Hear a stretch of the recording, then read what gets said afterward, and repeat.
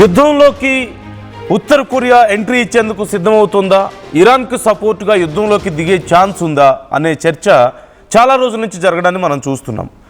ఈ నేపథ్యంలో రెండు విషయాల్ని ఇక్కడ ప్రధానంగా చర్చించుకుంటున్నారు. ఖండాంతర బ్యాలిస్టిక్ క్షిపణులను ఇప్పుడు అధ్యక్షుడు కిమ్ జోంగ్ ఉన్ ప్రయోగించారు.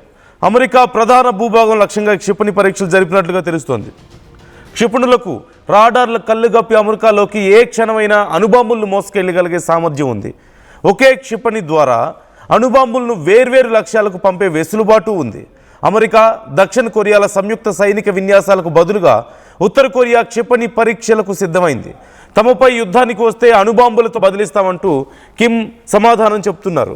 కిమ్ ప్రత్యక్ష యుద్ధంలోకి దిగితే మూడో ప్రపంచ యుద్ధమే అంటున్నారు అంతర్జాతీయ విశ్లేషకులు. ఈ మధ్య కాలంలో ఉత్తర కొరియా మరిన్ని ఇంటర్ కాంటినెంటల్ బ్యాలిస్టిక్ మిజైల్స్ని అలాగే థ్రస్ట్ ఇంజిన్స్తోని ప్రయోగాలు చేస్తోంది. మేజర్గా ఈ మధ్య చేసినటువంటి కొన్ని రకాల ప్రయోగాలు చూసి ఇప్పుడు ప్రపంచం కూడా ఎందుకు చేస్తున్నారు వీళ్ళు ఈ ప్రయోగాలు అని ఆలోచించడం మొదలు పెడుతున్నారు. ప్రాథమికంగా ఇప్పుడు మనందరికీ వినిపించే ఒకే ఒక్క సమాధానం, అమెరికా చాలా బిజీగా ఉంది.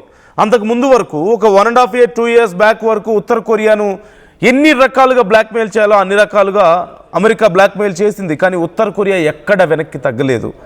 అండ్ గత 5 ఏళ్లలో ఉత్తర కొరియా ఒక సరికొత్త అప్గ్రేడ్కి రంగం సిద్ధం చేసింది. 2021 నుంచి 2026 5 ఏళ్ల ప్లాన్ని చేసుకొని పెట్టుకుంది. ఈ ప్లాన్లో భాగంగా పెద్ద ఎత్తున మిజైల్స్ని టెస్ట్ చేస్తుంది, ఇంజిన్స్ని టెస్ట్ చేస్తుంది, కొత్త బాంబ్స్ని, వెపన్స్ని రెడీ చేసుకుంటుంది. ఈవెన్ ఉత్తర కొరియా రష్యాకి సైతం వెపన్స్ని సప్లై చేయగలిగేటువంటి కెపాసిటీని కలిగి ఉంది. అండ్ ఒకానొక సమయంలో ఉత్తర కొరియా ఇరాన్కి ఏదో కొంత సపోర్ట్ చేసే అవకాశం ఉంది. ఈ యుద్ధంలో ఇరాన్ కోసం అమెరికా ఇజ్రాయెల్కి సంబంధించినటువంటి వాళ్ళ నెట్వర్క్స్ను హ్యాక్ చేసే అవకాశం ఉంది.